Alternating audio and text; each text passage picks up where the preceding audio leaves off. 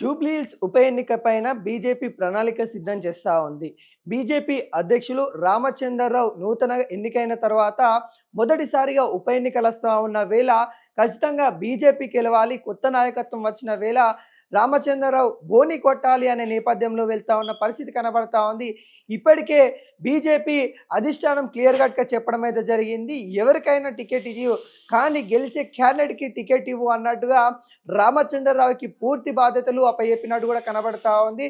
అదేవిధంగా ఇప్పటికే బీజేపీ నేతలు కూడా చాలామంది ఆశావాదులైతే టికెట్ నాకంటే నాకు అన్నట్టుగా అధిష్టానం దగ్గరికి వెళ్తున్న పరిస్థితి కనబడతా ఉంది. ఢిల్లీ నేతలను కూడా కలుస్తూ ఉన్న నేపథ్యం అయితే కనబడతా ఉంది. మరి టికెట్ ఎవరికి ఇస్తారనే ఉత్కంఠన ఒకవైపు అయితే ఖచ్చితంగా గెలవాలి అనే ఆంక్ష మరొక వైపు అయితే వెళ్తా ఉన్న పరిస్థితి కనబడతా ఉంది. ఆంధ్రప్రదేశ్లో ఇప్పటికే బీజేపీ, టీడీపీ అదేవిధంగా జనసేన 3 పార్టీల కూటమి నడుస్తూ ఉంది. అదే కూటమిని తెలంగాణ తీసుకొచ్చి జూబ్లీహిల్స్ ఎలక్షన్లో ప్రయోగాత్మకంగా మరి తీసుకొద్దామా అనే ఆలోచనలో కూడా అధిష్టానం ఉన్నట్టు కూడా కనబడతా ఉంది. దానిలో భాగంగానే మరి సీనియర్ లీడర్లను ఎవరు క్యాండిడేట్ అనౌన్స్ చేద్దామనే కోణంలో కూడా బీజేపీ అయితే సమీక్షలు చేస్తూ ఉన్న పరిస్థితి కనబడతా ఉంది. దానిలో భాగంగానే నందమూరి సుహాసిని పేరు కూడా కొంతమంది ఈ కూటమి ఒకవేళ తీసుకొని వస్తే తన పేరు అనౌన్స్ చేయాలి అన్నట్టుగా టీడీపీ నేతల వర్గ నేతలు చెప్తున్న పరిస్థితి కనబడతా ఉంది. ఎందుకంటే జూబ్లీహిల్స్లో అత్యధికంగా టీడీపీ క్యాడర్ అధికంగా ఉంటుంది అనే నేపథ్యం చాలా రోజుల నుండి వినబడతా ఉంది.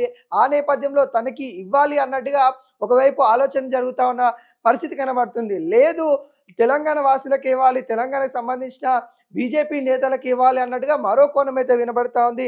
దానిలో భాగంగానే లంకల దీపక్ రెడ్డికి ఇవ్వాలి అనే ప్రధాన పేరైతే వినబడతా ఉంది. తను గతంలో కూడా పోటీ చేయడం అయితే జరిగింది. తను కొంత స్వల్ప ఓట్ల తేడాతోనైతే ఓడిపోయిన అనుభవం కూడా ఉంటుంది కాబట్టి ఇప్పుడు విజయం వైపు వెళ్తాడు. ఖచ్చితంగానే అక్కడ ఉన్న కార్పొరేటర్లు కానీ లేకుండా అక్కడ ఉన్న స్థానికంగా లీడర్లతోని తను మంచిగా ఉంటాడు కాబట్టి ఖచ్చితంగా ఆ ప్లస్ అయిపోతూ ఉంది. బీజేపీ గెలిచే అవకాశం ఉంటుంది, తనకి ఇవ్వాలి అన్నట్టుగా మరొక వైపు అయితే చెప్తున్న పరిస్థితి అయితే కనబడుతూ ఉంది. మరొక పేరు కూడా మహిళలకు కూడా ఇవ్వాలి, మహిళలకు కూడా ఇచ్చి ప్రోత్సహించాలి. దాంట్లో భాగంగానే కీర్తిరెడ్డి జూటూరుకి ఇవ్వాలి అన్నట్టుగా ప్రధానంగా అయితే వినబడతా ఉంది. ఈ పేర్లను అయితే ఇప్పటికైతే కొంతమంది చెప్తున్న పరిస్థితి కనబడతా ఉంది. కాకుంటే అధిష్టానం దగ్గర బీజేపీ అధ్యక్షులు రామచంద్రరావు ఖచ్చితంగా గెలవాలి అనే ఆంక్షలు పెట్టుకొని కూర్చున్నట్టు కూడా కనబడతా ఉంది.